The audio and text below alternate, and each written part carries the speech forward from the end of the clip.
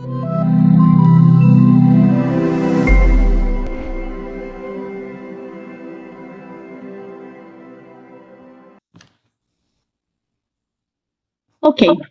I think we can start with Alpha 10. Good morning, everyone.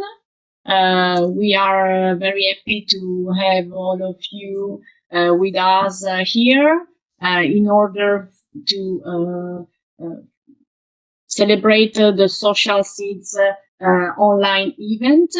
And first of all, I would like to remember you some important rule for our webinar. So I kindly ask all the participants that are not talking, having the floor, to have their microphone and camera switched off. I also would like to invite you to put all your questions in the Q&A section so that you will be then asked to raise your hand button. So someone of URADA's team that is follow the technical things will give you the floor at appropriate time, and when we'll also unmute your microphone, and we will also take note of any unanswered questions, and the question will circulate afterwards. We also would like to inform you that the conference is recorded. Then all the slide and recording will be circulated to the audience and made available afterwards on the Interreg Europe Social Seed website. And we really invite you to take part in the Slido first question that has already been launched during the beginning of this meeting. So again, welcome all here. My name is Patrizia Bussi, and I'm the director of ENSI. ENSI is the European network of what we call Work Integration Social Enterprise. So social enterprise, whose main aim is the work and social integration of disadvantaged group. I'm here also representing Social Economy Europe as the Vice President of Social Economy Europe. So the European umbrella organization of social economy actors based in Brussels and represented social economy at European level. And now I'm very pleased to present you the Social Seed Interreg Europe project that has started in April 2016 and will finish in March 2021. The main aim of the project is to enhance the effectiveness of local and regional policies for the stimulation of growth and employment in social enterprise, especially for vulnerable groups. And the aim is also to stimulate the ecosystem in the European cities and region of social enterprises. We will see all the participants or the project partners speaking during this online event. And we thank you also the lead partner, IFCA Public Benefit Non-Profit Ltd for Development of Industry of Budapest, Hungary, and together with all the other 5 partners, among which we find also the European Association of Regional Development Agencies that is today leading all the technological aspect. During this project, the partners study the current state of play of the policy instrument in their territory, and they identify some key area of improvement involving and consulting always with a large base of stakeholders. Partners have then developed a specific set of action to improve the policy instrument and implemented support for the social enterprise in the territories through some tailored approach. And we will be happy to hear all these tailored approach and policy instrument during this online event. And now I'm really pleased to pass the floor for the opening address to Mrs. Eniko Győri. I hope to pronounce that correctly. Member of the European Parliament, representing the European People's Party. She is member of the Parliament from Hungary since 2019. She is a member of the International Trade Committee, of the Economic and Monetary Affairs Committee, and also of the delegation to ACP-EU Joint Parliamentary Assembly. She is also a substitute in the delegation to the EU-Mexico Joint Parliamentary Committee and the delegation to the Euro-Latin American Parliamentary Assembly. She returned to politics after having been ambassador of Hungary in Madrid, and she was previously a member of the European Parliament for a year before taking over the duty of state secretary for EU affairs in Hungary. She talks many languages. I think that she will address us in English, but she knows as well Spanish, Italian, and French. So I'm very pleased to let you the floor, Mrs. Eniko Győri, if I hope correctly pronounced. Thank you so much, Patricia, for this introduction and for introducing who am I. And let me tell you what I have to do with the issue of social enterprises and how did I come into this picture. But first of all, let me thank you for this very kind invitation. It's really a pleasure. And well, my connection with this subject, with this very exciting and very how should I say, up-to-date issue you are dealing with, and you are expert. I'm just one who really believes in this story and believes that in Europe we have to do more for the social enterprises. Well, in 2011, when we had the EU presidency of the Council of the European Union, that coincided with the European Year of Volunteering. And it was created for me the opportunity to meet representatives of the civil society, including representatives of certain social enterprises.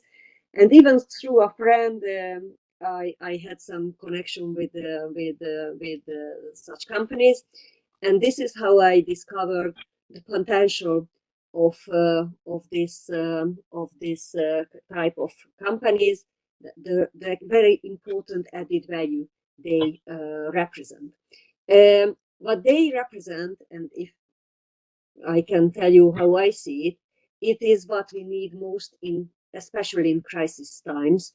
Be innovative, do not wait for being rescued, but be ready to take action by searching for the common good and for finding solutions for problems that affect many of us. And this is the attitude that enjoys my full appreciation, and I think we would need to give more visibility for these companies and help them in the activities. Well, we know very well that the situation is uneven in the different angles of the European Union. In the West, you have more tradition of this kind of activities. The sector itself is much more developed. Meanwhile, in Central and Eastern Europe, due to the communist regimes, well, the civil society couldn't exist for almost 50 years. So we have to walk a very long way to catch up and spread the notion and the knowledge on social enterprises. Where are we now in the European Union? Actually, just checking the figures, I realized that the development is really impressive of the sector. Social enterprises and the broader social economy is an emerging sector with increasing weight and importance. It represents about 10% of businesses and employs over 6% of total workforce. These are OECD figures. And I think it's really remarkable and shows the big capacity of the social enterprises to get the weight in the activities and their capacity to develop. The diversity of types, structures, numbers, and social impact of this universe offers a lot of potential, but also makes it very challenging to come up with identical policies for their support across Europe. Maybe tailor-made solutions are more appropriate, but countries can learn a lot from one another. And I very much believe in the usefulness of good exchanges of practices, existing models. Social enterprises are becoming increasingly important partners also for governments due to their commitment to solve social problems. So they can do things that governments could do just with more difficulties and in a less efficient way. Should it be employment, social inclusion, or education? Creating jobs has been and is an important area, especially during the COVID pandemic, particularly in the Hungarian case, where for the time being the employment focus of the government has driven the social enterprises support agenda. Employment, though, is not the only angle. Now there has to be a move away from that, and we have to open our eyes towards other kind of activities where social enterprises do make an impact, harness the innovative nature, and how they contribute to creating a more just and resilient economy and society. The SEs are enterprises with a double bottom line, and it's very important to remember, both financial and social. And entrepreneurial approaches are interesting for governments as they have the potential to make solutions to social and environmental problems sustainable. And sustainability is a very fashionable word, we all know that. But when we speak about sustainability, in most cases we say it for the environmental dimension. Meanwhile, economic sustainability is equally important in my opinion. And this kind of companies, because they also want to live on the market, consider economic sustainability very important, which is something that is even helping governments in realizing their intentions and their project in solving certain problems. I'm convinced that SEs need to be targeted and supported by a wide range of policies, like small business development, environmental programs, technological innovation, human resources development, financial innovation. So ideally, this would come together in an entire SE support strategy, which is co-developed by all stakeholders and contains elements that reflect an ecosystem approach. This is exactly where we are now in Hungary. The work has started on a bit on a learning by doing basis. Therefore, all the good and bad experiences of other countries, other stakeholders are of vital importance for us. And this conference, I'm strongly convinced, is a great contribution to this work. And thank you for attending. Thank you for sharing your ideas with us and sharing ideas with one another during this exchange of views. And finally, and let me finish by saying that, of course, I hope this pandemic will be over. We will be able to come physically to Hungary, not just virtually, and visit some projects, because this is really the way how you can understand how they work. I was very impressed by visiting certain foundations, social farms around the country. And hopefully, if this strategy, and I'm ready to help mediate, to find the stakeholders, to bring them together, to come up really with a viable strategy.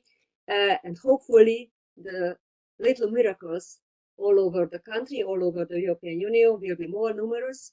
And due to all those fantastic people who are actively involved in these activities. So I wish you very good work for the forthcoming hours. Unfortunately, I will have to leave you pretty soon because I have other meetings to attend virtually. I'm working from home, as most cases, I suppose you do the same. Keep safe and good luck and good work for you all. Thank you very much. Thank you to you. It was really very interesting, this photo of the situation in Hungary and your support also to Hungary stakeholder, your key points on the need of economic sustainability on social enterprise. This is absolutely true. And I think absolutely key this partnership work that you were underlying. And in fact, also to have a clear idea of the different stakeholders also interested in the topic, I would like also to ask Alberto to share with us the result of the first question of the Slido so that we can know who is with us, which are the different stakeholders represented. And I take the last occasion to thank you very much, Mrs. Fiori, for your intervention and good words and good willing. Thank you very much. Okay, perfect. So we can see that we have many actors coming from the sector. We have also other organization coming more broadly from the civil society. And then we have these other that is really very important. It could be interesting to see which is this other, perhaps a representative of regional organization or local organization. This is very interesting to see this slide. I think that anyhow. This is just a pity for the policymaker. We hope that someone can join us later. I thank you, Alberto, for sharing with us these results.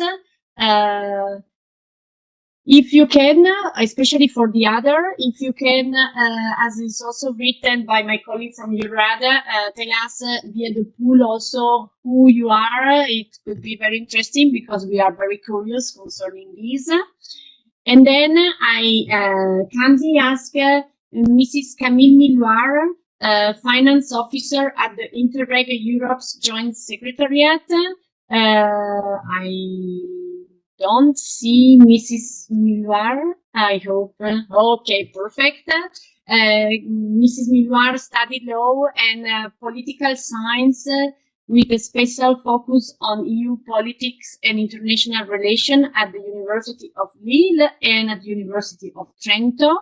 Before graduating from Sciences Po in Toulouse in 2017, she joined Europe Joint Secretary in 2017. And she's in the financial team since July to 2018. Sorry, as she is responsible for support to project applicant and project partner, and for the assessment of application and finance monitoring. So, Mrs. Miloire, thank you very much for being with us, and the floor it's for you. Thank you. Thanks a lot for the introduction. I hope that you can hear. And there is a bit of echo. Would you try again? Is it better now? Yes, it seems so, yes. And can you see my presentation too? Yes, absolutely, yes. Great. Thanks a lot for the introduction and for the invitation. I'm very happy to be here with you. Final conference is, of course, an important moment for the project, but also for us at the Secretariat level, because it's a unique moment to share and exchange on the results of the cooperation. So I'm very happy to be able to join you today. I will start my presentation with a quick recap of what Interreg Europe is. As you may know, Interreg Europe is an interregional cooperation program, supporting regional and local government across the 30 European countries to develop and deliver better policies. on 4 different topics, one of them being SME competitiveness. All of this thanks to its budget of 359 million euro, financed by the ERDF, the European Regional Development Fund. Where we are standing now, you know that we are in 2020. The programming period started 6 years ago.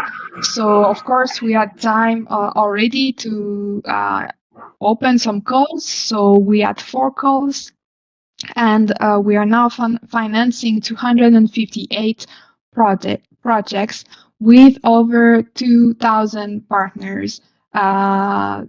25% of these partners being managing authorities of structural funds programs. All 30 countries are represented, and we have almost 90% of European regions represented in our project. What I can also say is that the budget dedicated to projects have been granted, and almost evenly across the 4 different thematic topics. And this presentation is also the opportunity for me to talk about our own achievements and where we are standing as of today. We have just over half of our projects that have finished phase 1. As you know, our projects are divided between 2 phases. We have 140 projects that have finished phase 1, but I can see that we're well on track with our objectives set in the cooperation program. You have this outputs on the slide. For instance, we have more than 3,000 good practices that have been identified by our projects, and almost 2,000 of them are on the good practices database. But there is also an indicator that I always find very interesting. It's the staff with increased capacity.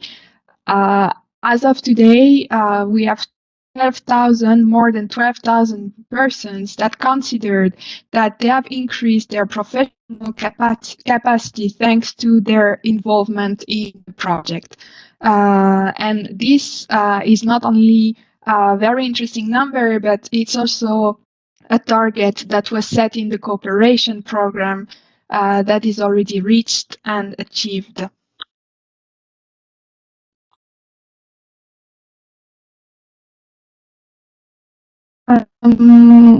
So talking about the effects of cooperation and of the activities that our projects and that you organized, in terms of results, more and more policy changes are reported to the program.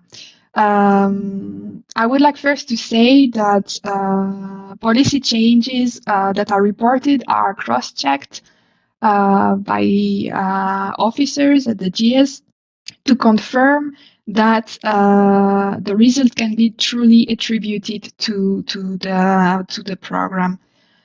Thanks to interregional cooperation, regions participating in our projects have financed new initiatives and improved their regional development policies. And for instance, we have already now more than 430 policies that have been improved and or influenced. And this is really for what we are doing. For those projects that have managed these changes, the financial impact exceeds 700 million euro, which also exceeds our program budget. So this means that over 700 million euro have been mobilized, implementing the lessons learned from cooperation in a project. We have already reimbursed more than what we cost to the EU citizens, so I think this also shows the usefulness of interregional cooperation.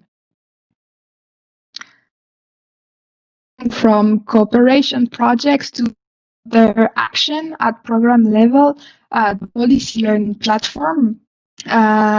This is complementary, of course, to our project.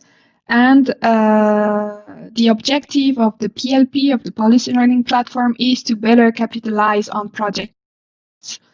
The idea is to open up the knowledge of our project to a wider audience.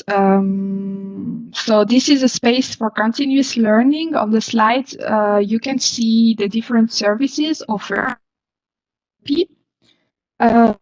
Today, the PLP is operating at full speed, and there are more and more services offered by the experts. I really encourage you to have a look at the policy learning platform and to have a look at the services provided. Even when the project ends, you still have access to these services, and I think this can be also interesting on your side. Of course, you can find this and have access to the policy learning platform directly from Interreg Europe website. Of course, it's hard today to make a presentation, especially at an online event like today, without talking about the current context, especially considering that the COVID-19 pandemic really affects what we are doing and affects our projects. We are facing a very challenging situation, this is sure. Because, as I said, COVID-19 pandemic affects directly what we are doing. We are program financing support to visiting and traveling to other regions, to visiting and studying the places to see how this year this has been very difficult, and it will continue to be difficult in the upcoming months. So we are trying to offer support for, of course, a fast recovery. And we have dedicated on our website a specific section. You can find this tab directly on Interreg Europe website with the different measures and that were put in place to help our projects.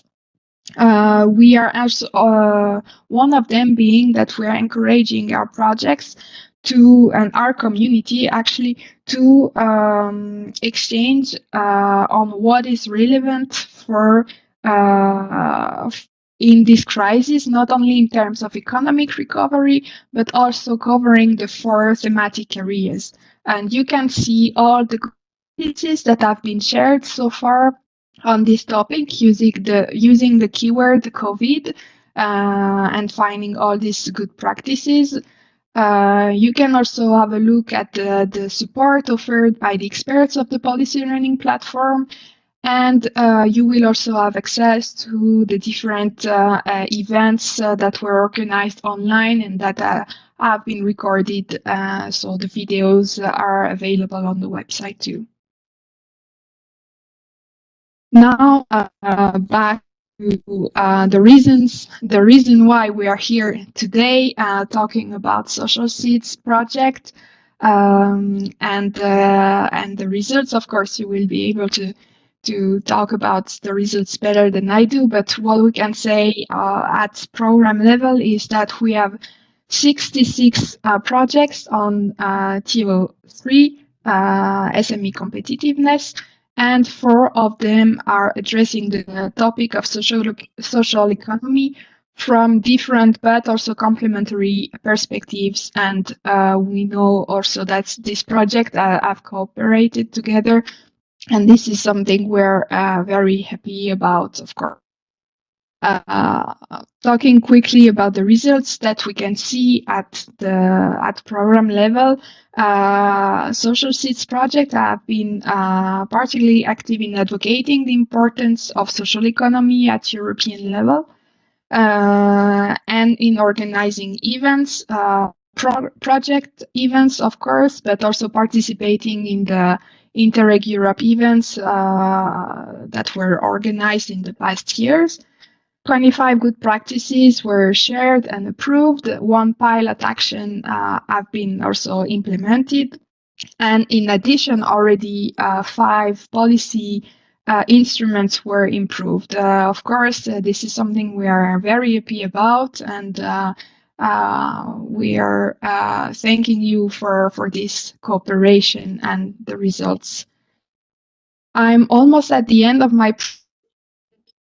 Of course, I cannot not talk about the future. As I said at the beginning of the presentation, we're in 2020. This is an important moment because we are also preparing the future programming period.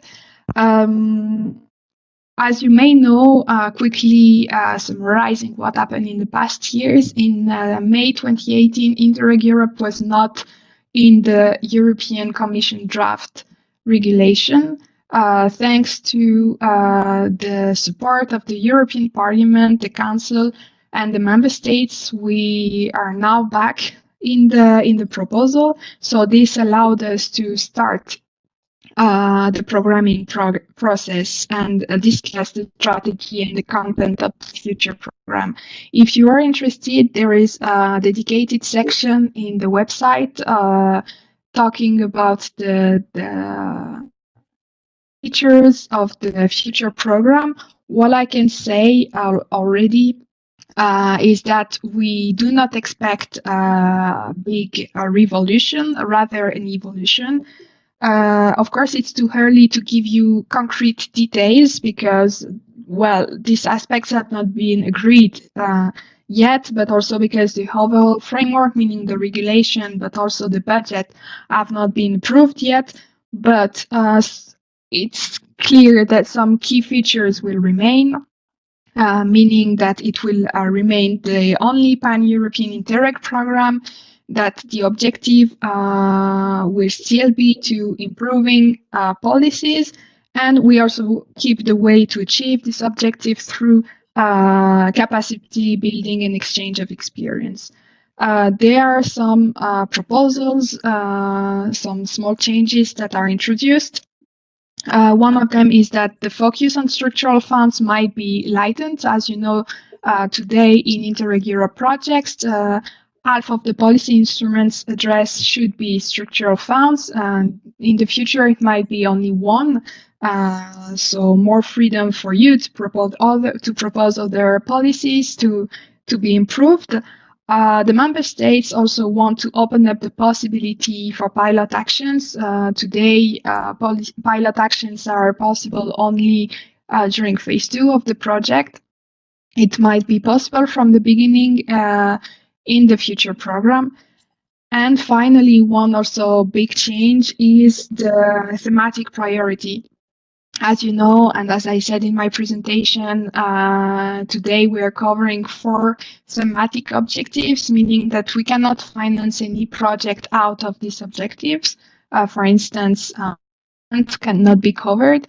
Member states have decided for future program to keep only one priority dedicated to capacity building. So this means that potentially any topic of the cohesion policy could be covered in the future.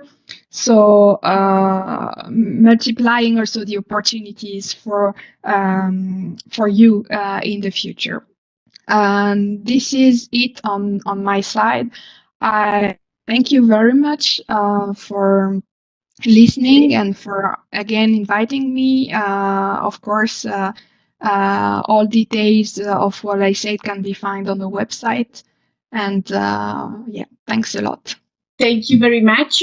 I don't interrupt you, also if you were a little bit longer, but it was interesting really to discover how the Interreg Europe will be in the future, because we really need as a sector a project that can help us in order to improve the sector, to improve the policy instrument as you have done. I was astonished by these 4.3 leverage that you have in spending money. So it's really impressive in this. And so thank you very much. I will now pass the floor to Mrs. Ulla Engelmann, Head of Uni at the European Commission Directorate General for Internal Market, Industry, Entrepreneurship and SME. Ulla Engelmann is Head of Unit of DG GROW, and she covers in her portfolio social economy, European cluster policy, skills for industry, as well as specific aspects of advanced technology, including intelligent cities challenges. She was before in charge of women entrepreneurship and entrepreneurship education. She worked at the Joint Research Center, and she holds a PhD in analytical and radiochemistry, completed at the National Research Center in Karlsruhe. I'm very happy to pass the floor to Ulla, that will explain us a little bit more about EU policy for the support of social enterprise. And I also invite all of you to put your eventual question to Mrs. Engelmann, but also to Mrs. Milloir in the chat part of WebEx, and to continue also to fill in the slide of question. Thank you very much, Ulla. The floor is yours. Thank you very much, Patrizia, for this very kind introduction. I hope you can hear me well and you see my slides. Yes, absolutely, yes. Okay, thank you very much. So I would like to give you an overview on the EU policies which we are having to support social economy and social enterprises at the European Commission. And from this point of view, because there is, let's say, a vast array of different parts of which can be used, and you have seen from the speaker before that Interreg is one possibility, but there are other possibilities. And maybe first of all, let's have a look also why is it important to support social economy and social enterprises. And I think social economy has shown over time that it has a strong role to solve market failures, but also to build inclusive economies in the territories. And social economy also brings sustainable responses. And as it was said before, sustainable responses is not only referring to environmental issues, but of course also to social issues. So therefore, it is important that social economy can play a role, and now in the times we're having now more than ever. And therefore, we have at European level different kind of programs, access to finance, access to market, but also improving framework conditions and also increasing the visibility of social economy. So if we go through the different parts, just let me go back. On the access to finance, another part is, of course, what is also by our colleagues from DG Employment when they are setting up like their programs like the European Social Fund or the EASI for the Fund for Social Innovation, which gives guarantees which enable social enterprise investors to reach out to the entrepreneurs that they wouldn't have funded otherwise.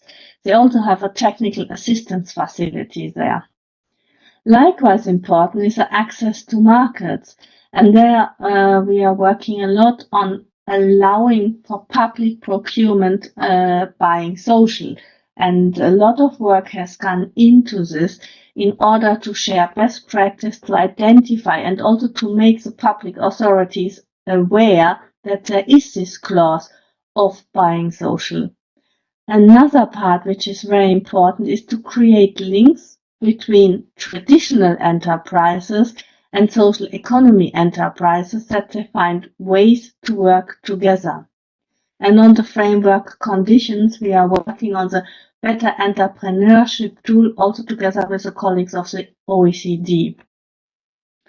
On increasing the visibility, as this is linked also to the regional part, I want to make you aware of something which we had launched in 2018, which is called European Social Economy Regions Initiative.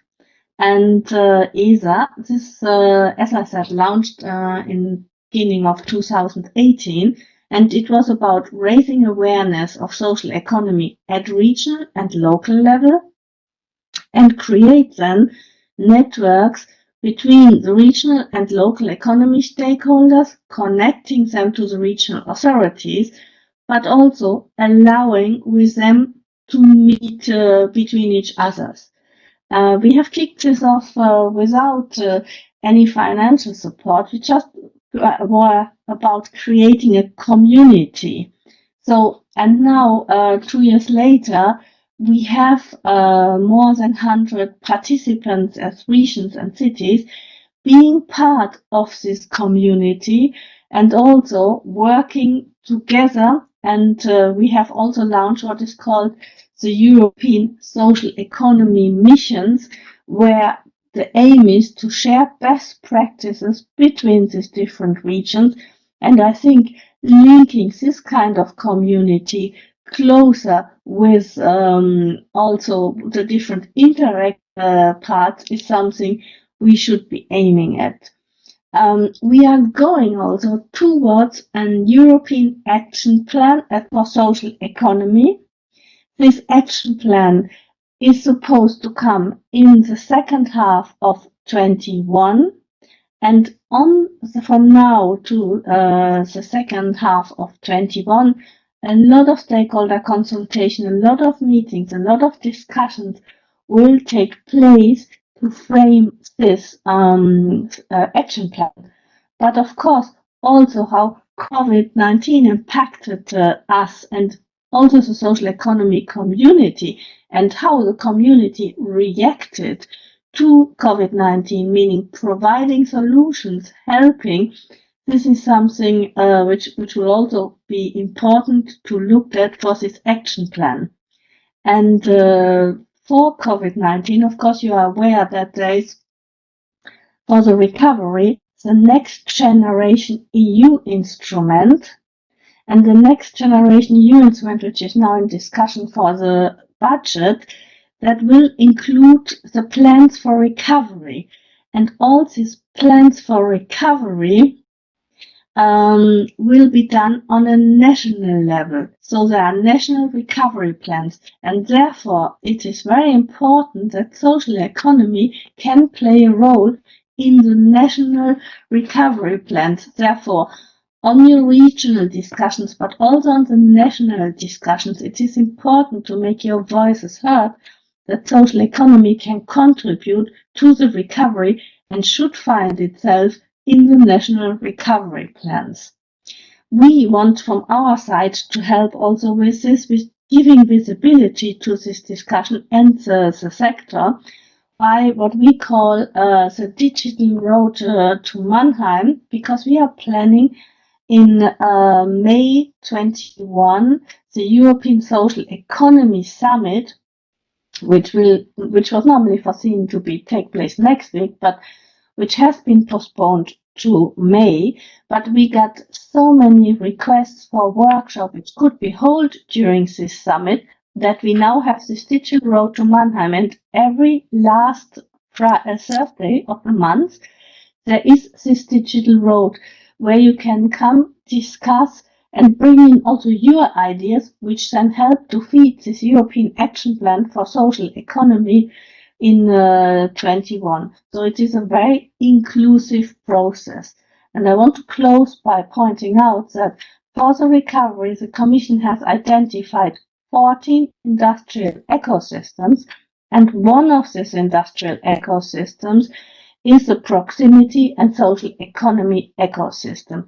So also in the upcoming industrial strategy, where we look at the ecosystems, social economy has been identified as an important ecosystem. Thank you very much. Thank you very much, Ulla. It was, as always, very interesting. We really know as sector that there is this important date of autumn, not date, but period 2021 for the European Action Plan on Social Economy. And thank you very much in general for your presentation. I would like, if possible, to ask you already one or two questions that are in the chat, so that if you can, I don't know if you can stay with us until the end, but one question was concerning the ESAR community, how regional authority could join. Is there any preferred type of regional stakeholder to participate? As you know, here we have many regional stakeholders, so please, thank you. Thank you very much, and a very timely question, because we are now preparing the next round of launch for calls for ESA, because we want in December to launch the next ESA round, and the aim for this round to be part of ESA is that you need to have either a regional or a local public authority, meaning city level or regional level, together with social economy stakeholder. Because the idea is really that you do it together, but you need to have a regional authority or a local authority on board when you propose to join the ESA initiative. So it is very simple. It's just, let's say, a one-page, not very formal, but you need to be linked with your city or region authority. Okay, perfect. And another question is concerning this important Recovery and Resilience Fund and the plan that are linked and that should be prepared for April. We know that we as a stakeholder in the region and also the regional authority has at national level a very big important, because it's there where the plan will be elaborated. I want to know, is there also some regional plans that will be prepared as is a little bit with the structural investment fund, or it's just to the national level within this RRF, Recovery and Resilience Fund? Mm-hmm.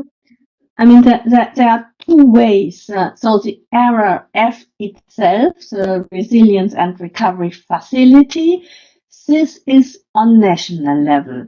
But of course, there is also a lot of, let's say, the ERDF and the normal MFF money, which goes on the regional, and the regional recovery plays their role.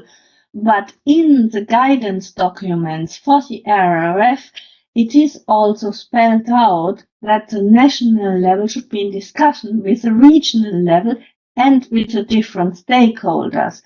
And that's why I'm saying I encourage also the discussions, and you might also maybe take examples of some member states who have managed to put social economy very prominent in their RRF plans by discussion also with the regions. France, where they have allocated a substantial amount of this budget for social economy. So this could be maybe inspire also others to do likewise. So there is a combination of regional and national, but the national recovery plans are submitted by the member state to the Commission, and then there is a discussion and fine-tuning needed, because they now already submit drafts, and the final version, as you said, is in April. Okay, perfect. Thank you. Last question for you, then we pass to the next speaker. What can be done to ensure that the future ETC program tie into all the great initiatives, such as the Road to Mannheim and the Action Plan? It's really important that we have these links, and that's why also internally in the Commission we are reaching out to the different colleagues. We have also this informal task force for social economy.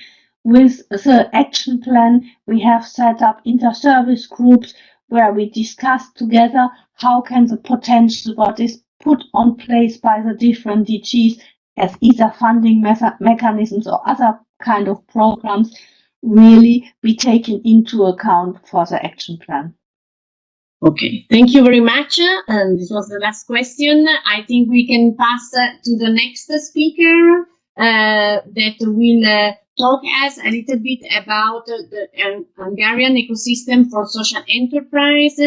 Mrs. Noemi Danakya, I hope to pronounce this correctly, head of ESF program unit at the Hungarian Ministry of Finance. She worked in the public service since 1998, dealing with the pre-accession fund, management and structural funding in health, social and employment field at respective line ministry and managing authorities. So we really would like to hear from you a little bit the situation from your point of view in Hungary on social enterprise. Thank you very much. The floor is yours. Thank you very much, colleagues. We are very happy to share our Hungarian experiences with you. First, I would like to share my presentation, and I hope you can see it. Will you see presentation? No, now no. May I ask you to launch it? I ask Alberto to pass the slide, please, from Mrs. Danakya. And no, how is correctly pronounced? Your Yeah, it's Danakya. Danakya. Okay, so it was not so bad my pronunciation. Alberto, could you share the presentation, please? I don't know. Yes, just 1 minute, please. Okay, perfect. So in 1 minute, you will be able. First of all, what I would like to talk to you about is a little bit about the position of social economy funding in Hungary within the economic development and innovation. Sorry, can I ask you to talk more on the microphone, because sometimes we hear you a little bit fast, sorry. Yeah, I tried. It is better now. Yes.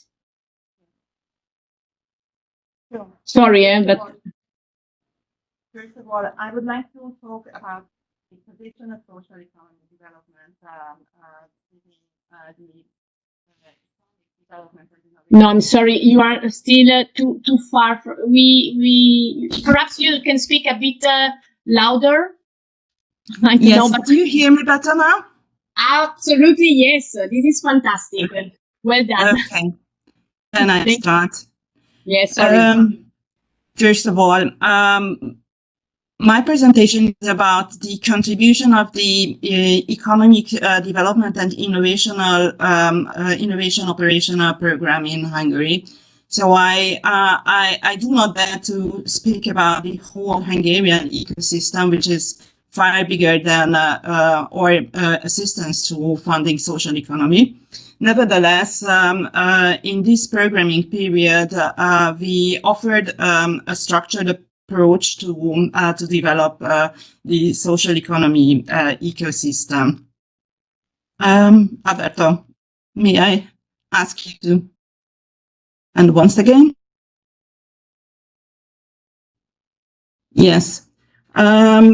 After, I would like to talk about this structured approach or social economy portfolio, then about our support scheme, and then a new type of methodology of pre-assessing as a condition to provide access to non-refundable funding. A little bit about our grant schemes, these specific features we offered, then how we introduced financial instruments for social economy, and our lessons learned. Can we go on? Thank you. Just one, two sentences about our program. We are a multi-fund program. ERDF and ESF are also present, which is quite rare, as I know of other economic development programs. ESF is around 24% of the whole portfolio. And this program plays a very important role in mitigating the COVID-19 pandemic. It is a huge program in comparison. You see some other programs around in Central Hungary or in Central Europe. We have some 142 calls published, reached over 22,000 SMEs. Economic entities, and in ESF also we run fairly big programs in employment and trainings. We have participants over 600,000 people in employment and training programs. Can we go on, please? Thank you. In our ESF priorities, we focus on employment and training, vocational education and training is also on board. The social economy is financed from an employment priority. It is important to stress because one of our key features in our approach is that social economy development should foster and boost employment for disadvantaged population. The whole share of social economy funding is around 80 million euros. As you see, the other priorities are very varied, from SME development to tourism and financial instruments.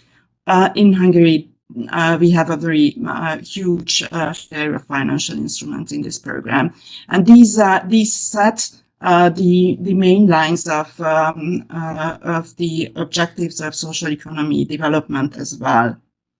Can we go on, please? Thank you.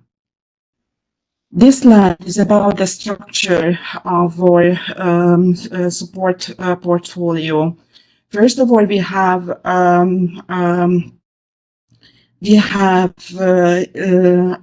a structured approach, providing a continuous support scheme, which is to raise awareness and visibility for social economy, provides continuous knowledge hub for social economy actor. Of course, capacity building, and also another task is pre-assessing project proposals from social economy actors, those who apply for further grants. Our main lesson from the previous programming period was that first of all, we have to ease access to financing, both to funding. That means non-refundable funding, and also refundable funding, that is using a financial instrument. But in order to ease the access for funding, we need to have better proposals to fund. And therefore, we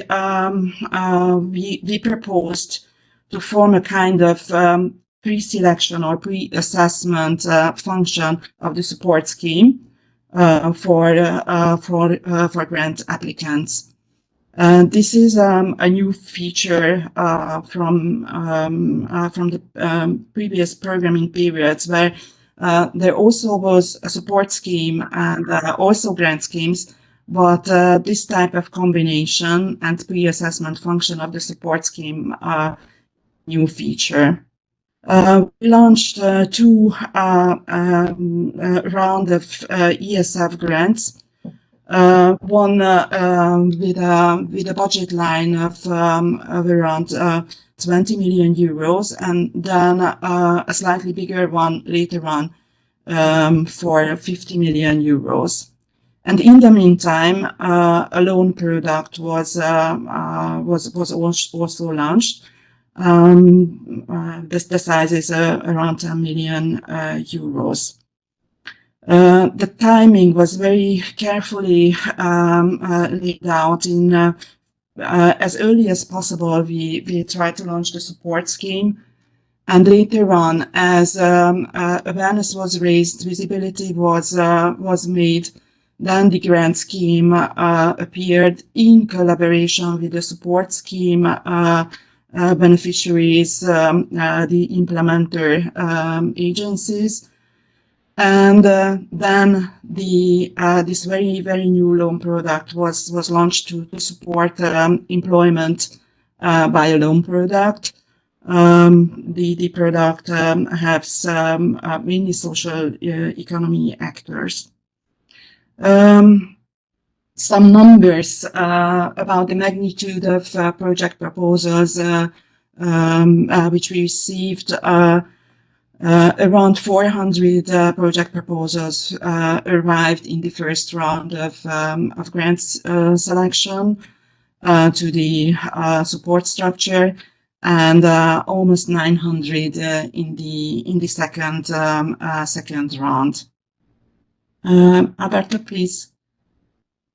Can I have the next slide? Thank you. Besides pre-selection. Okay. Besides pre-selection,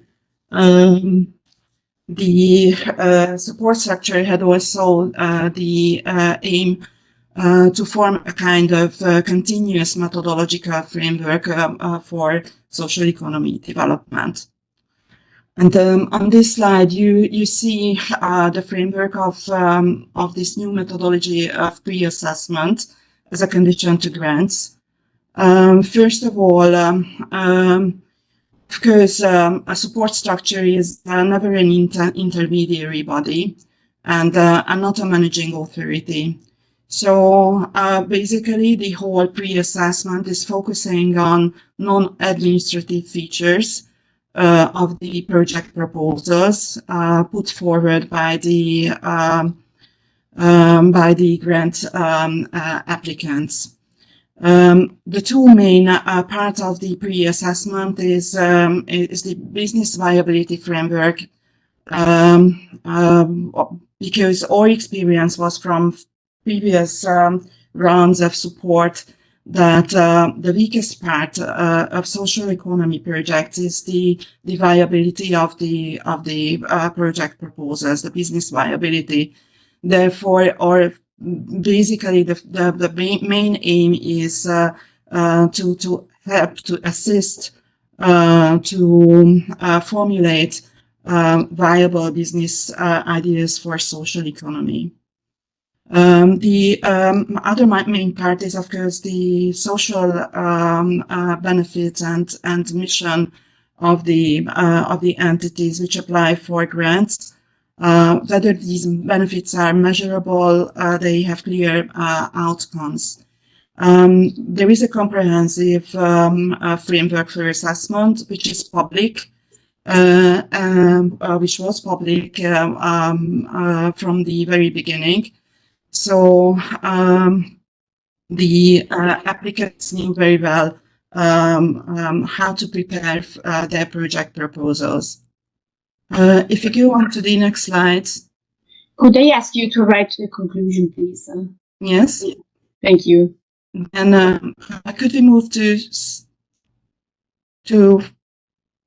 Alberto? Could we move to yes?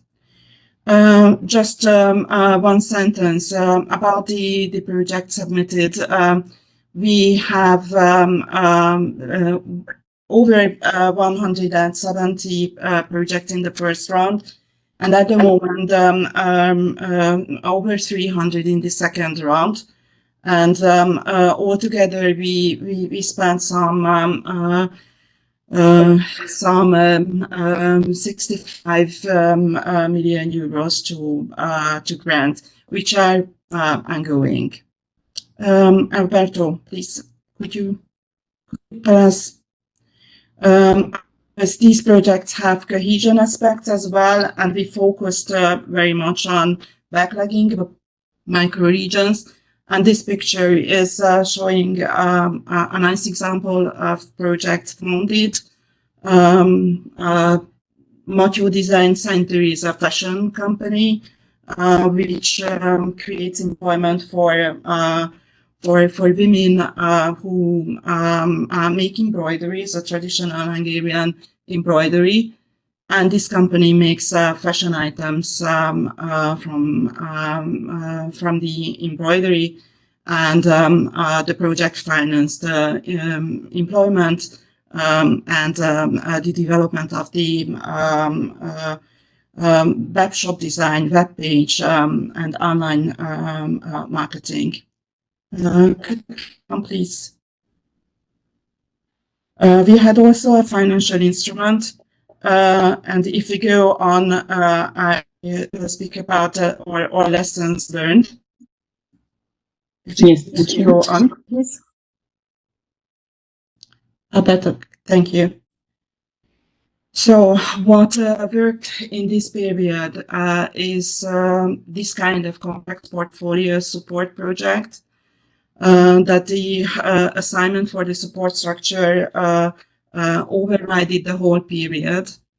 The assessment framework helped the grant selection for the managing authority, and it made allowed a simplified procedure to finance with non-refundable funding.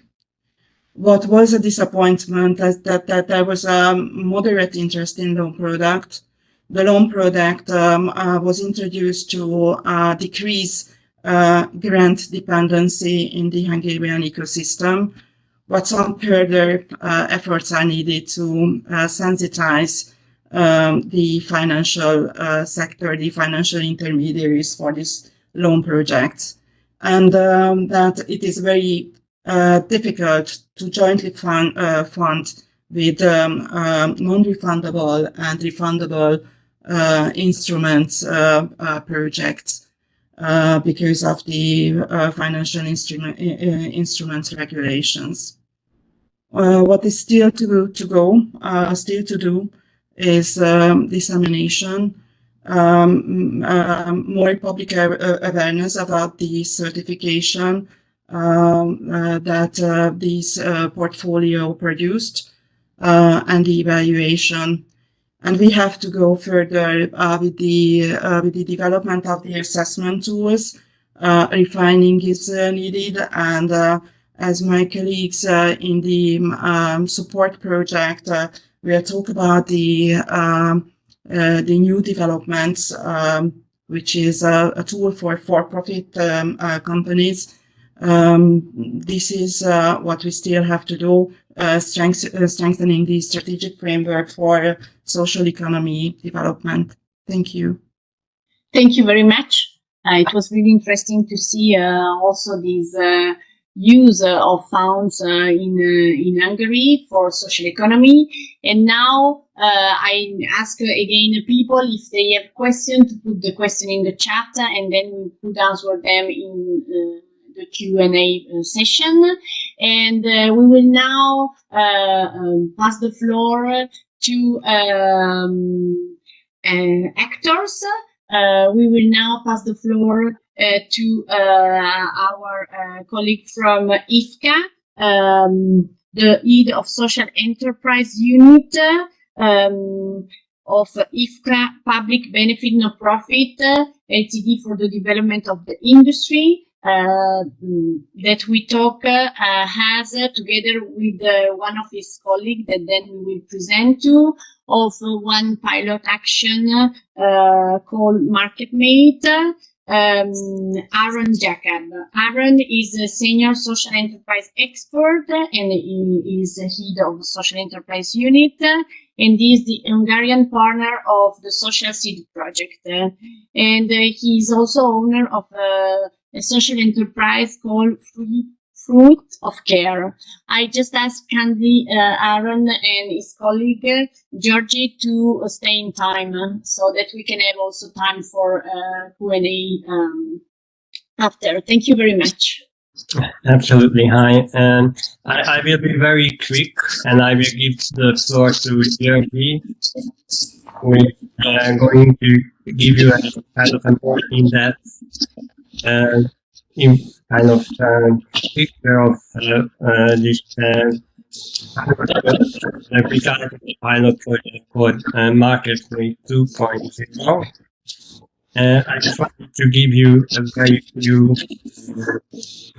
kind of highlight a couple of points. First of all, region, we are Noemi Donajka from the Ministry of Finance to give a presentation about the EDIOP priority 5 kind of framework. Is that within the Social Seeds Interact project, IFCA was focusing on this policy instruments that Noemi was introducing or talking about.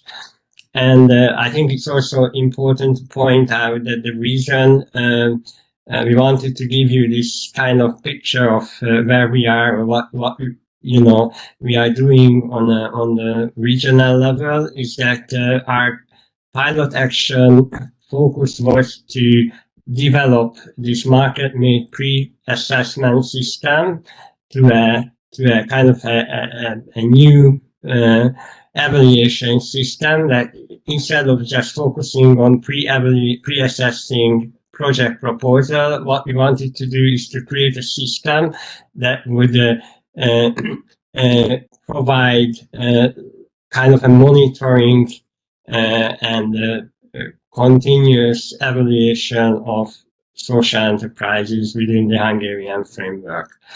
And the reason for doing so, besides what Noemi already talked about, was that we realized that one of the kind of the challenges that policy or managing authorities and any actor, either from the private market or from the government side or any policy level actor faces, is that we need to identify social enterprises. And the general practice is that usually, at least in the Hungarian context, all these actors kind of had a pre-concept that social enterprise equals non-profit organizations or equals civil society organizations. And I think what was really interesting to realize that there is a much kind of more diverse kind of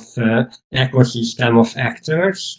And we realize that instead of focusing on legal terminology or preconditions, we need to create a system that focuses on two main aspects of social entrepreneurship.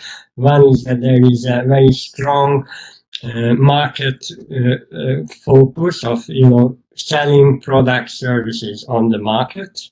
And the second is that there should be some very clear social impact framework that the enterprise wants to kind of deliver on. So I think what we kind of came up is a kind of a transparent system, a flexible framework where we are able to look into the kind of the business activities of an enterprise, no matter whether what kind of history they do have or what kind of legal framework they are operating in. So one kind of very strong aspect, as the similar way as we had with the pre-assessment system, is we understand the kind of the business side of the enterprise, and at the same time also look into what are the social kind of goals and social activities and impacts of the organization are. So I think this is really important, that we wanted to create a system on the basis of the pre-assessment created in the priority project that Noemi was talking about. We wanted to create a system that able to tackle or able to service a much more diverse group of social enterprises and is able to help any kind of managing authorities, private actors, to give them a tool that helps them to have a clear assessment of the financial sustainability and social impact of any organizations. And I think the other thing that is really important, that we wanted to create a system in the kind of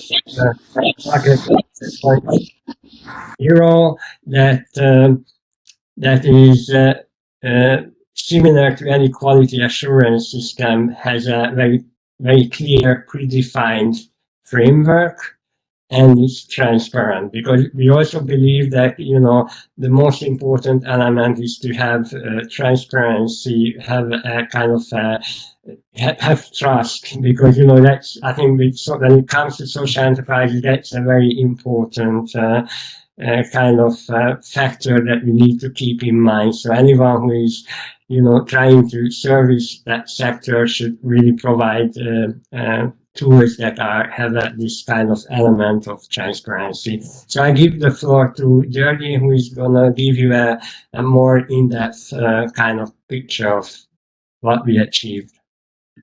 Thank you. I will just present you Mrs. Stendes, György, that I called before György, Senior Social Enterprise Expert at ISCA as well. ISCA is part of the Social Seeds project.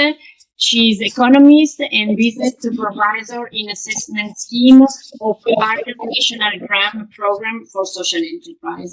And she is also expert in the assessment framework development. Please, the floor is yours. Thank you. Thank you very much. I will try to respect the time limits. So I will try to be very quick. Okay, so as Aaron mentioned, we decided to further develop this assessment framework. The goals we set for ourselves was, first of all, we wanted to create a database to better understand, measure, and benchmark the social enterprise sector. We also wanted to monitor the projects that were previously approved and grant was provided, because we've seen so many business ideas, beautiful ideas on paper, so we wanted to follow them. And also we wanted to make a system which works on the individual level as well, which can offer services, development services for the individual companies. Here on the slide, you can see the process itself. As for the project phases, well, it was unfortunate because of the COVID, but I have to say it didn't help, of course, but it couldn't prevent us from doing the project. And also we could have had the workshops with the different stakeholders, and we were very happy to see that altogether 29 social enterprises came along the way, participated and completed the whole process. So obviously, as I mentioned earlier, we wanted to create a database, so we had to collect data. We elaborated a survey questionnaire which included these 6 major sections, and altogether there were around 100 questions the companies had to answer. Most of them could be answered on an online tool, and part of them were asked in form of individual interviews, online interviews, because we felt the questions or the answers needed a specific interpretation. So once the data was collected, we processed it, and we went back to the companies in 2 rounds. The first round was a short assessment and rather simple one. They received on one hand a certificate that they qualify as social enterprise, and also they got a short feedback on the overall achievement in the different sections of the survey questionnaire, and they also got short notes on the major conclusions that could be made. And a couple of months later, we came back with a more sophisticated feedback. You can here see on the slide the feedback structure, which follows a business development logic. So what we wanted to do is suggest a method, the way a future-oriented social enterprise should structure its strategical thinking when it starts to work on its own development. As you can see on the slide, we identified horizontal areas, and we identified the key areas of a social enterprise, the business model, which itself shall contribute to the financial sustainability of the company, and the social model, which shall result in the social impact the company is looking for. So in fact, let me show you a short example of how this feedback looked like. As you can see, we gave feedback on each area that we identified. In this specific example, this is for the financial sustainability. And on one hand, the company received a detailed conclusion note, statements on its financial sustainability. And also there is a visualized example of how in the different, how is the performance of the company in the different aspects of the financial sustainability. So if you look into the diagram, you can see different columns, like the growth of revenues, or the creditworthiness of the company, the growth of total assets, the profitability of the company. So the different aspects that contribute to the financial sustainability. And this diagram offers a chance to compare to the scale of the system itself, demonstrated by the dotted columns, but also compare to the peers, because the red dot represents the achievement, the performance of the company in the different aspects, and the blue column shows the overall performance of the companies altogether, so the peers. So in fact, with this tool, and we find it really useful at one glance, you can not only identify and pinpoint the individual aspects within financial sustainability where the company needs further development, but also you can compare it to the other social enterprises. So, for example, this specific company is apparently an overachiever in terms of the growth of revenues, which can be seen on the first column in the diagram, but lags behind in terms of the growth of total assets or capitalization, for example, shown in the other columns. So altogether, we think this can be a very interesting tool, not only on the individual company level, but also on a more general overall level when it comes to database policy making and benchmarking of the social enterprises. So thank you very much. I tried to be quick. I hope it was interesting for you. And if you have any questions, I will be more than happy to answer. Thank you. Thank you very much. I'm trying to connect myself with my camera. It was indeed very interesting. I think we have also already some question in the chat for you that we will treat in the Q&A session. And before going to the next speaker in the Czech Republic, I would like to ask Alberto to show some result of our Slido question that are still open for you, so that we can change a little bit our point of view. Alberto, are you able, or we will wait for the end?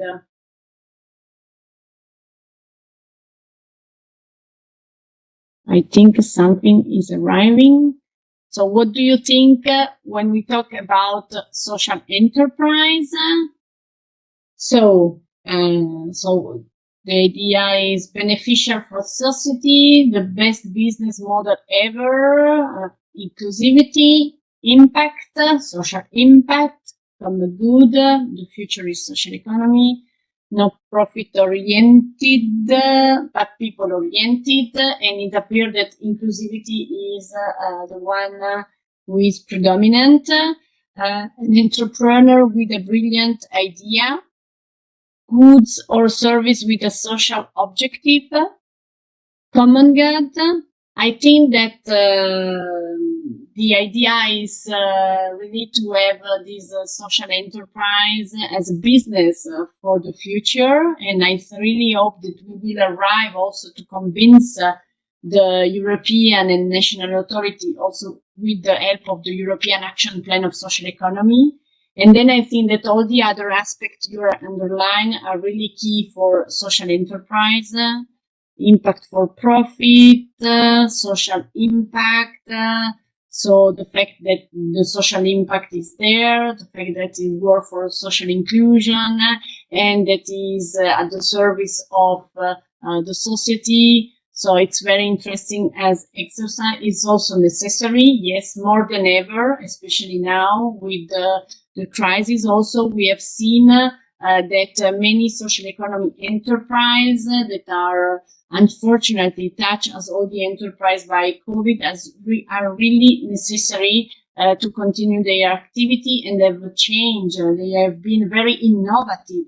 They have changed their activity in order to answer to the need of the society. So the need are changing because, unfortunately, of COVID, and the social economy is really adapting to the answering of the need. So it's really a good way to answer to the need of the society.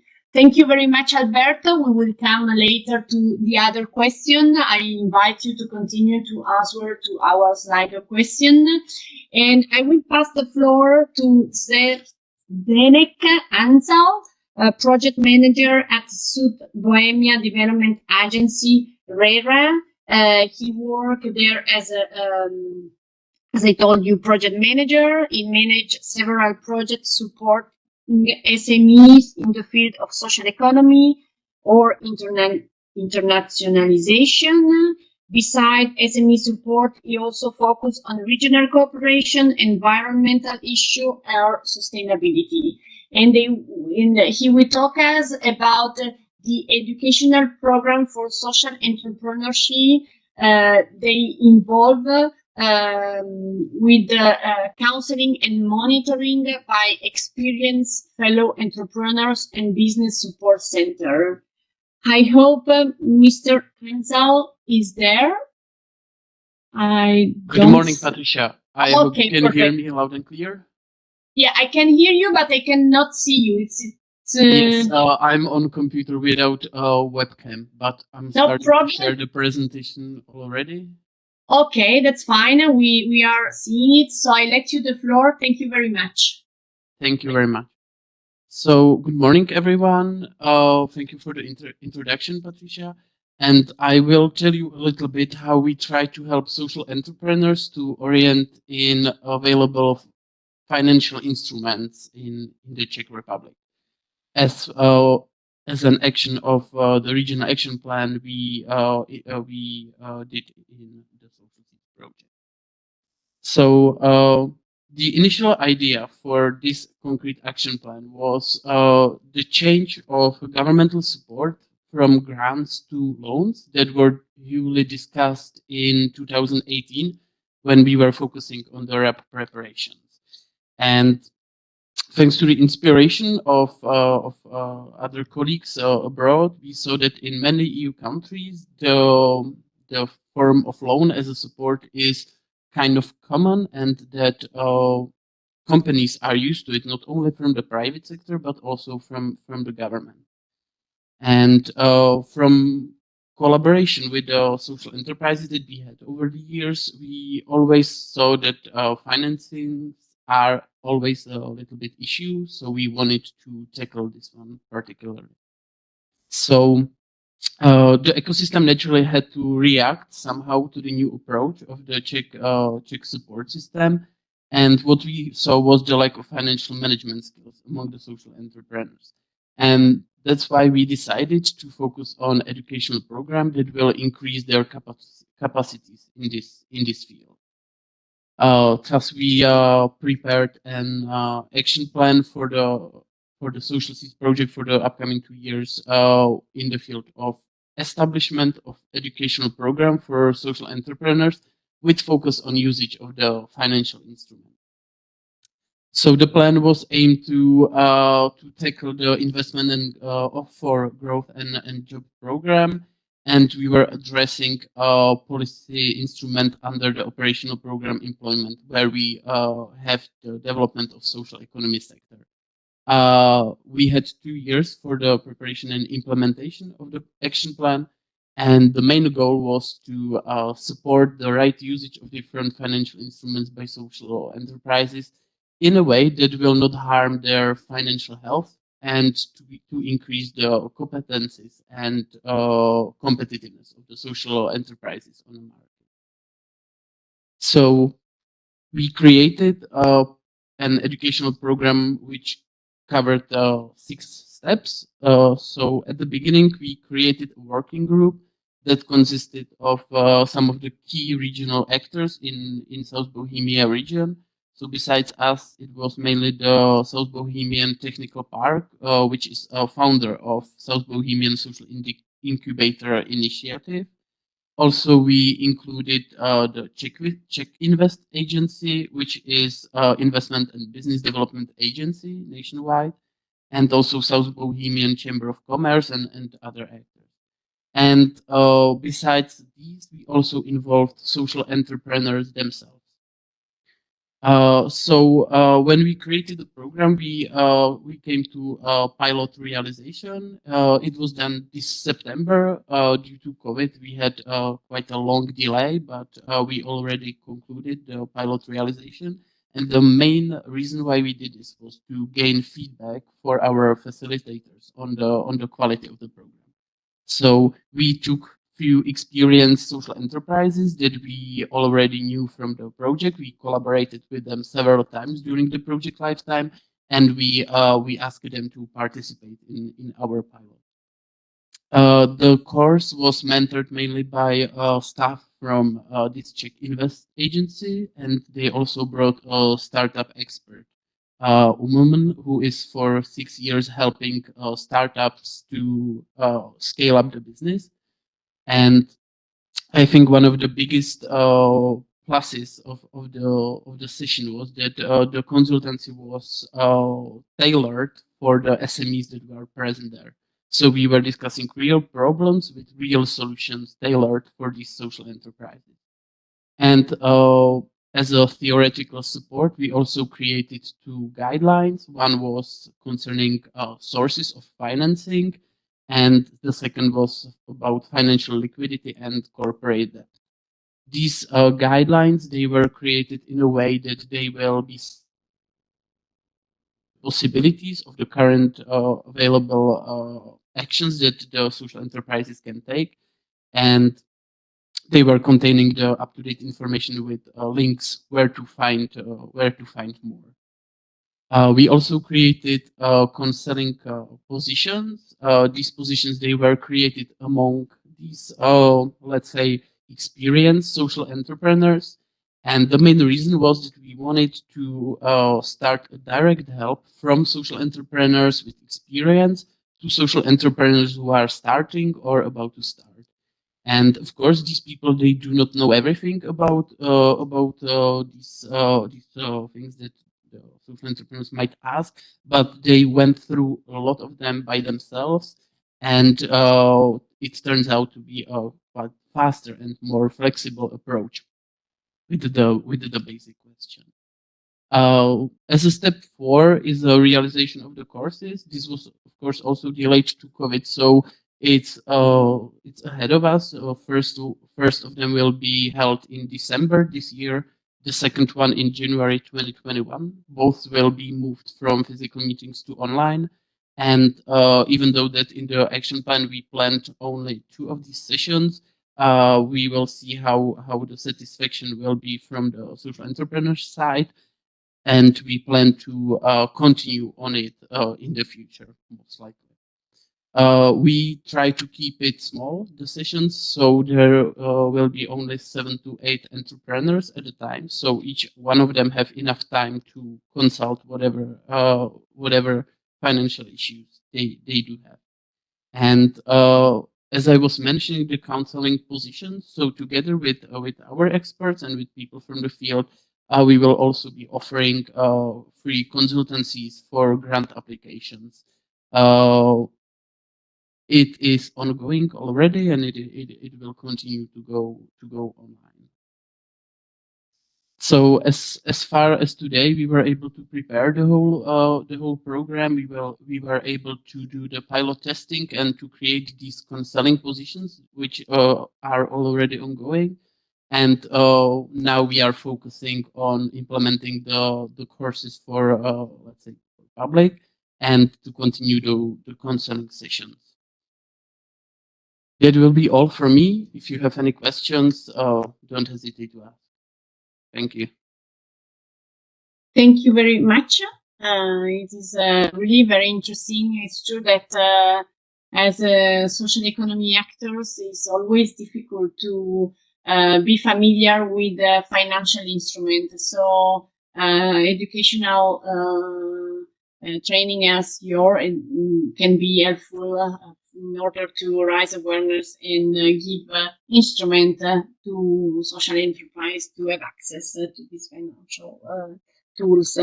And now I will pass the floor to Mrs. Victoria Blessing, project manager at the Steinbase Europa Centrum.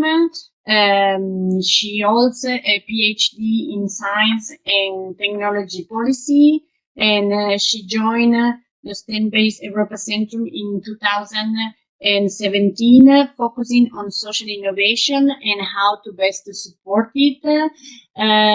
She will explain us about the implementation of the project in Baden-Württemberg, focus in a first stage on outreach activities, because there was a general awareness of social enterprise that was rather lower compared to other regions. And then in the second stage, they focus on deepening and strengthening the innovation management and social enterprise. And I don't know, but I think she will also explain us how they were inspired by the methodology of the SIMPACT project. So thank you very much, Mrs. Blessing, and the floor is yours. Thank you. You should hear me now, and you should also be able to see my presentation, right? Yes, absolutely. Yes. Okay, perfect. Good morning, or good afternoon almost. It's great to be with you all, at least virtually. My name is Victoria Blessing. Thank you, Shusha, for the nice introduction. I am part of the Social Seeds Consortium, or we are as the Steinbase Europa Centrum. Thank you also for attending this final event of Social Seeds project, and we hope that you leave with some inspiration from today and tomorrow. Like Zdenek just did, I'll also present the implementation of our regional action plan. And this regional action plan, or its implementation, I should say, was linked to regional projects, which aims to provide temporary creative spaces for social innovation. So that's what I'll be talking about today. Of course, the regional action plan is always connected to a policy instrument, and in our case, in Baden-Württemberg, which is in the southwest of Germany, this policy instrument was the contact point for research and innovation programs, and the idea was to support SMEs which are active in the field of social innovation and new technologies, and to support their innovation and growth. This policy instrument is represented by the Commissioner for Europe of the Ministry of Economic Affairs, Labor and Housing, Baden-Württemberg, and the Steinbase Europa Zentrums, our own organization. And this position of the Commissioner for Europe was founded to be a bridge between the region and Europe, especially for SMEs, but also for higher education institutions. So the aims of this role and of the Steinbase Europa Centrum are indeed to link enterprises, research institutions, and university with Europe, with innovative partners all over Europe, and to initiate European cooperations on research, innovation, and technology, and of course also be the bridge concerning European funding. And all of that, in essence, to strengthen enterprises and organizations to address any future challenges they might have. Now, in looking at that policy instrument, the question, of course, was what should we improve about it? And we turned to the challenges we found in previous work for ideas on what best to improve. So the challenges, I mean, those were the ones we found in the region, but I do think that they're also true and in different circumstances. So it'll be interesting to hear from you later on what your reaction to those challenges would be and whether you have seen similar ones. So we have social and economic stakeholders in the region, but they're not always well connected. Sometimes you could say they're rarely well connected. It depends on the field. And this lack of connection can make it difficult to find the right partners. But we also found that actually finding the right partners is an important success factor. And because those connections don't necessarily exist already, finding these partners takes lots of resources, is often not necessarily a structured process, or happens by chance. So we have heard stories about social enterprises that said, oh, we knew someone personally who then gave us a contact at a company or worked at a company itself, and this cooperation actually was really crucial for further development. And that's really a shame, because it means that if this doesn't happen by chance, we lose lots of social enterprises and social innovations in the process that would need help finding the right partners.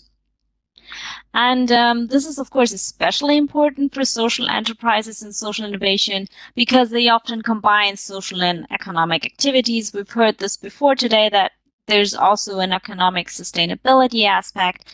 And they also often combine different fields. So this is actually a part of the economy and a part of enterprises that especially need these connections between different fields.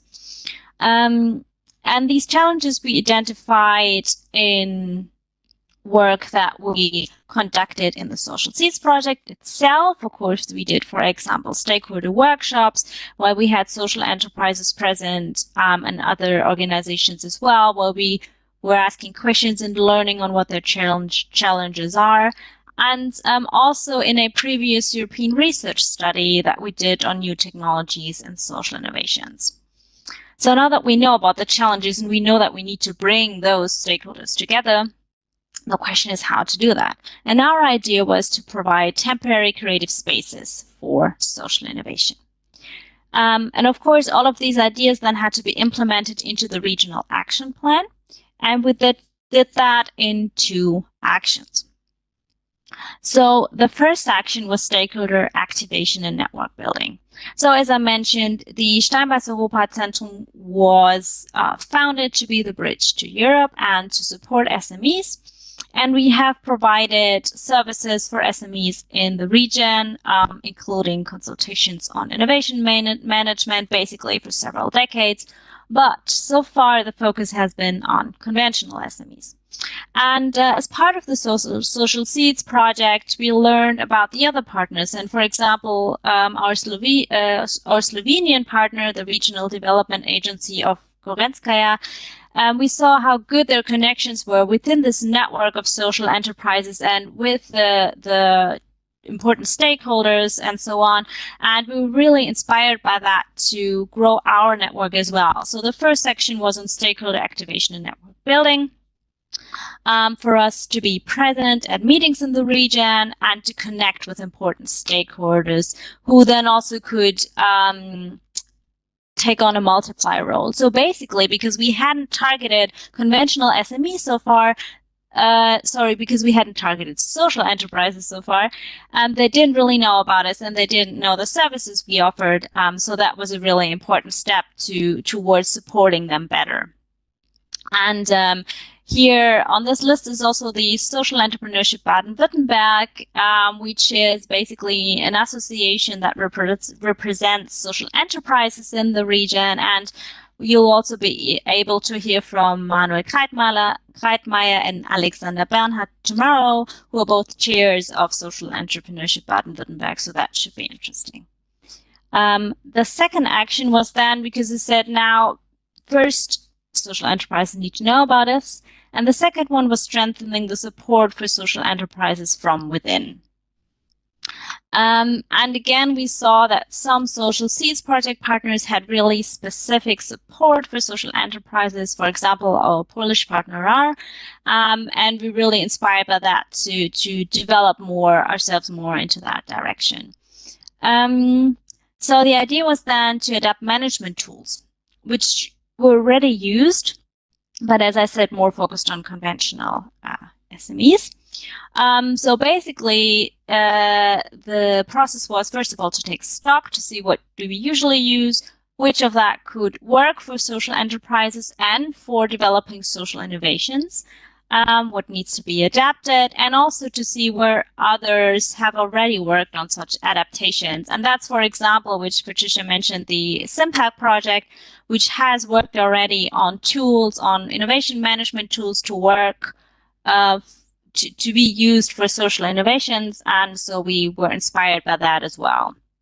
And we looked at things like stakeholder analysis tools, and of course the classic business model canvas, where already several versions exist that adapted this business model canvas for social innovations and social enterprises. And these tools are actually used in a larger context, I would say. So they're used in the context of the project Technological Innovations to Address Societal Challenges, Social Innovation Challenge Baden-Württemberg. And this project I'd like to present next because, of course, the tools are only part of it, but I think it's really interesting for this group of people here to see how we set up the whole project, and reflecting on all the presentations we've already heard today. But I think it's also interesting that we've had a whole variety of very high level things and all the way down to very sort of on the ground implementing things. And this is also a very practical example of how to implement and how to create a space where social innovation can flourish and where actors in the field can make connections to other actors, which are really important, but which come from different fields. So first of all, looking at the project, why would we need a special format? And as I said before, these connections are important for to form between individuals from different organizations and fields, because we need this heterogeneity. But first of all, those individuals often use different terms, they speak different languages and have a different understanding. And that's partly because every one of us is socialized in their own professional field to some extent. They also have a little previous contact. They just don't get an opportunity to meet. They don't really cross paths in their usual business life. So they just don't know each other and have never worked together before in many cases. And also, to create this innovation space, what was really important for us was to include expert knowledge. But with expert knowledge, we are not only focusing on the solution expertise, but also on the problem expertise. Because for us, it's just as important to really know the problem and really know the challenge as it is to know the solution. And the idea is to bring those kinds of stakeholders with this complementary knowledge together already in a very early part of an innovation's lifespan, to have that innovation really based in a real-world challenge. And so, of course, these kinds of questions have been addressed before, and people have thought about these issues. And we were inspired by a concept which is called boundary objects. It's a sociological concept, and I don't have time to go into this. So basically, it's a concept where artifacts, ideas, or processes can have a translating, unifying function between fields. And I'm happy to answer any questions afterwards about that if someone's interested in more detail. So we're looking at these temporary creative spaces, and the question is, what do they need to do? First of all, they need to create the motivation to take part in the first instance. So as I said, little previous contact, they don't really have opportunities to speak together. Needs to facilitate the cooperation because use of different languages, so there's a certain translation aspect that needs to happen. And it's also important that the participants continue to work together on their ideas after the initial contact. Which leads me to the question, how did we do that, or how do we plan to do that? So we have several aspects of this project to address all of these challenges. So first of all, to create the motivation, we did 3 events in the region with a different challenge each. Looking at living conditions in rural areas, ambient assisted living, and sustainable production. As I mentioned earlier, we did a European research study on social innovation, and there were 6 future fields we identified there. So that's a selection we worked out with experts. So the reason why we focused on these aspects is because those are challenges that all of the different stakeholders see, but they see it from a really different perspective. So that should be the unifying, motivating factor for them to take part. And then we did a lot of research to see which potential participants could there be, to make sure that they're from all kinds of different organizations, and invited them then to the event. So we had 20 to 50 participants. And then from each event, identify groups of individuals who work together, including those with knowledge about the solution, but also with knowledge about the problem. And then supporting those groups further with social innovation, in the development of the social innovations, with workshops where we use these tools for innovation management that we adapted and that we thought about earlier. So we have the motivation to take part. We do the translation in terms of us being really closely monitoring and facilitating the workshops and the event, and then making sure that after this initial challenge event, they continue to work together in these 2 workshops and facilitate their work together. Sorry. That was all from my side. Perfect. Thank you. Thank you very much. Thank you.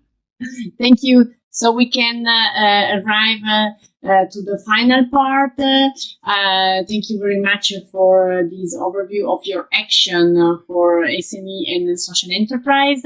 I will let the floor also to Tessa, because I know that there are many questions. We have 10 minutes, so we could answer to some of them. Please, Tessa. So. Yes. Well, let's ask directly, because Victoria is still there. The first one is for Victoria. Very interesting, the approach of Steinweiss to adapt the innovation services to social enterprises. What are the services better used by social enterprises? I think they mean in Baden-Württemberg in this case.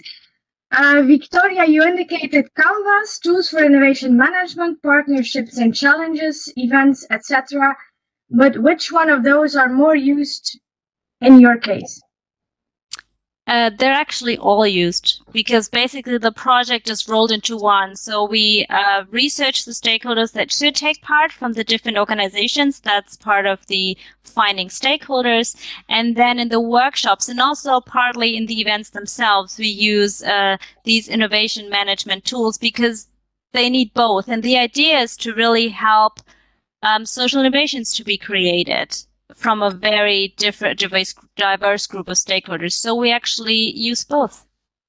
Okay. I just see the next question. Tessa, may I just take that one? Yeah. Temporary creative spaces. In COVID times, we have had to switch completely to digital.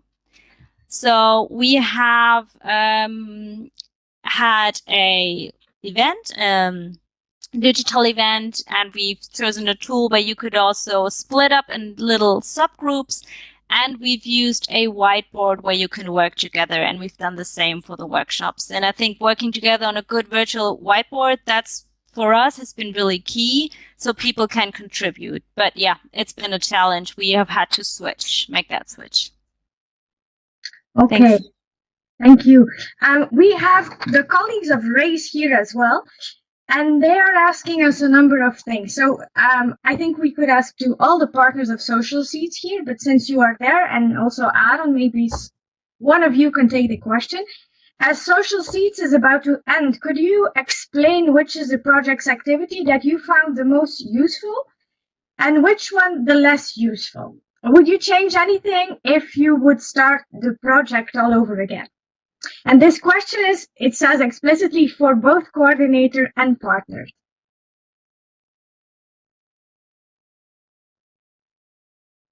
Do you want to take it, Victoria, or do we ask Aaron?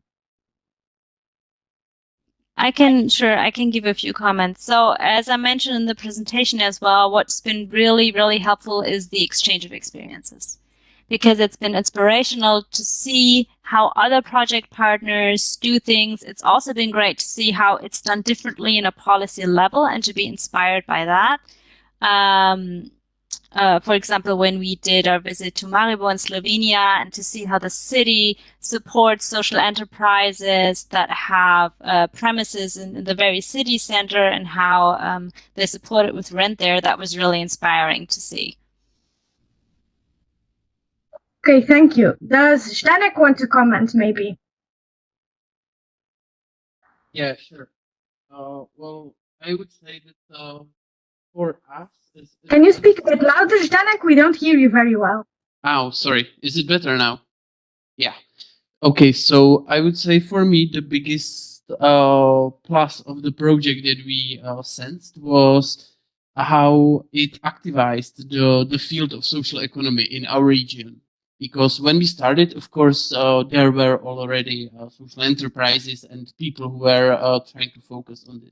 But honestly, I can say that after 4 years of intensive promotion and help, not only through Social Seeds, but through other international projects as well, I can say that we really activated the field here in our region, and we have more and more people coming into this field and trying to even transform NGOs into social enterprises, or at least partially, to make sure that they have more sustainable finances. But I think this was the biggest plus that we encountered. Okay, Zdenek, now you're still with us. Somebody asked, what is the most important and widespread gap in the knowledge of social enterprises that the Czech educational program can address? Every social enterprise has a specific issue that they need to focus on. And if you look at the more experienced social enterprises that we have talked to, they lean towards sustainability, I would say more. They are trying to ensure the finances, not only to start the enterprise, but to keep it running. And with the starting social enterprises, I think it's they are a bit flooded in the possibilities that they have or might have, and they are not really sure. So I think it's lack of information in some kind of clear and effective way. So this is the main message that we would like to deliver through the regional action plan, to make it more simple for the actors to be able to ask for the support. Thanks, Zdenek. I agree. Simple is better. We have many questions for the Hungarian partners, maybe because there were 3 partners. Irene is asking to György, what information do you collect on social impact? Is it all self-declaring? And how do or will policymakers use the tool called PIACTARS? Yeah, thank you very much for the question.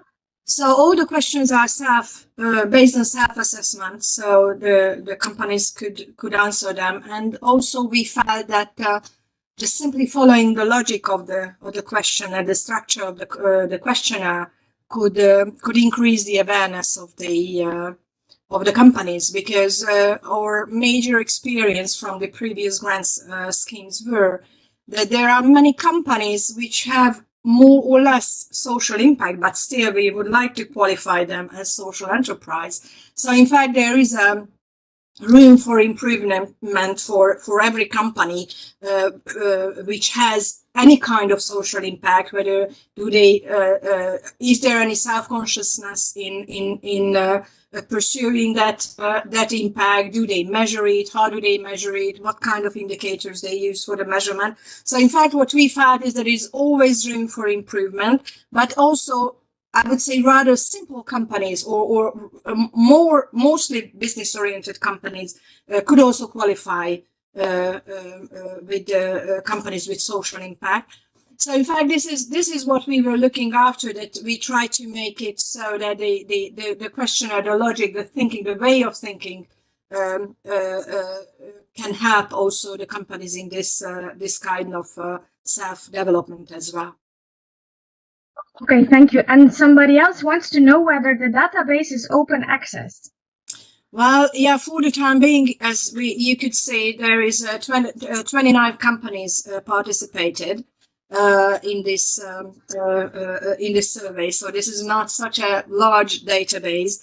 All that is in Hungarian. I'm not sure about, to tell the truth, I don't have the proper information. This is not an open database, that's for sure. This is with IFCA, and how it can be accessed, I'm sorry, I don't know the answer to that. Probably they will have to liaise with our partner. Okay, thank you. Yes, probably. We have another question from the RACE colleagues, and I think I'm going to ask it to our coordinator, who is the best place to answer this. The RACE colleagues would like to know more about our evidence-based policy diagnostic tool that we developed in the frame of the project.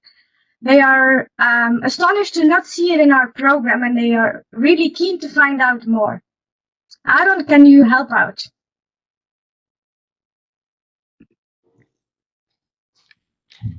Yeah, I think, to be honest, you know, coming back to your kind of first question in this segment concerning the kind of the high and low points of the social seeds project, I think this whole the policy tool that Paula was asking about, I think that could be the kind of one of the low points of this project. So to be honest, the reason we did not kind of present, you know, we did not focus on the tool itself is that I think that is kind of outcomes of this project is that I think the partners realize that instead of creating these mega tools or things, we need to kind of focus more on cooperation, on learning from each other. So instead of creating something that, you know, kind of could be considered as a sexy tool for policymakers, we should really focus on local realities and support each other in creating. So it's rather creating a framework, way of thinking about, you know, social entrepreneurship, somehow putting, you know, the little pieces, you know, in this framework is much more, you know, we kind of realize that it may be the way forward instead of policy diagnostic tool. And to be honest, just I want to be a bit kind of critical or raise some kind of controversy probably or start a discussion. To be honest, even the better entrepreneurship tool I find extremely non-useful. Because I think one of the, I mean, there are lots of issues that we could, I think, talk about.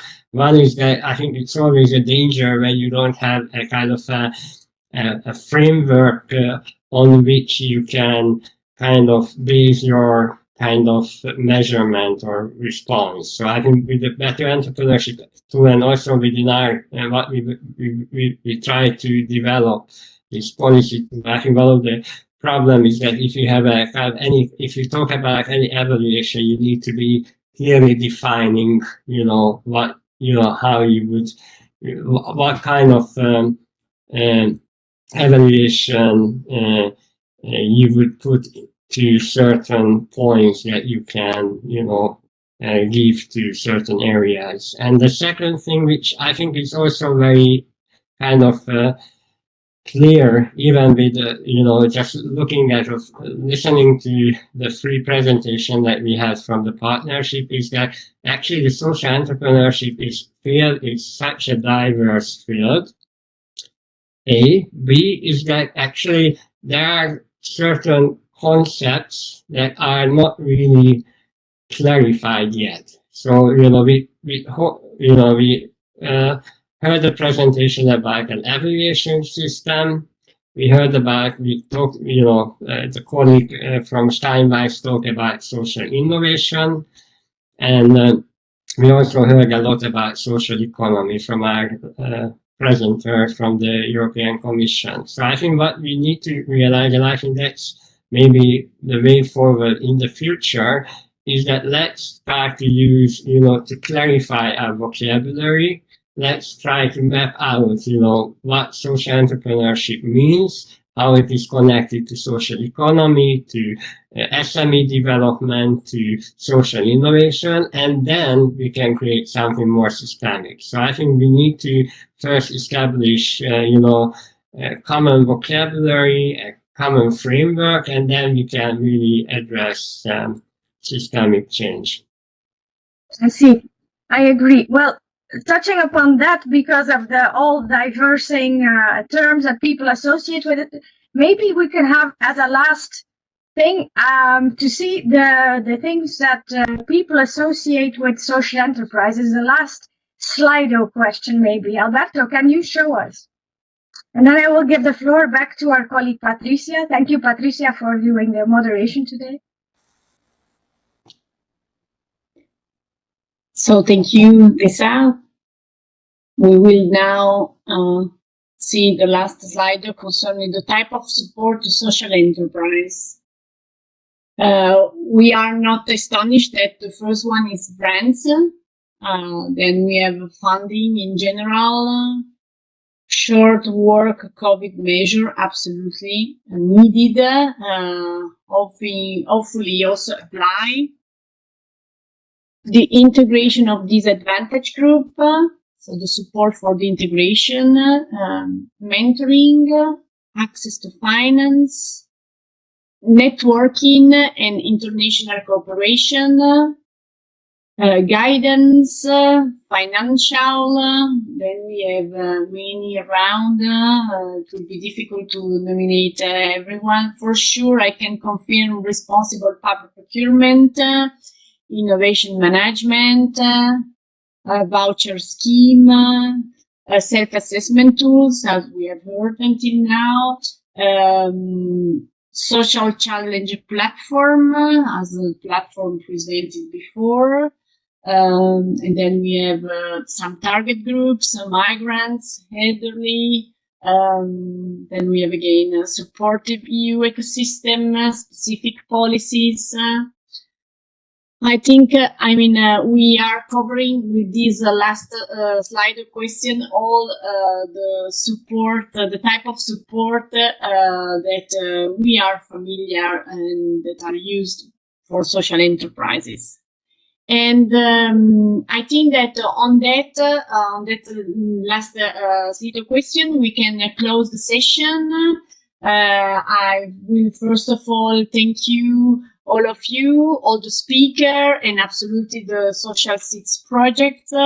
It has been a very interesting session with this first part more on public authority side, and the second part on the support regional agency for social enterprises. And I can invite you all to come back tomorrow for the second day of this event, where the social entrepreneurs this time will take the floor. The second day will also be moderated by Social Economy Europe, by the colleague in charge of policy and communication, Nicholas Clark. And I remember you that all the slides, the recording and the summary will be available on the Interreg Social Seeds website. I again thank you, all of you, and I invite you to be with us also tomorrow. Have a good day, all, and see you tomorrow. Bye-bye.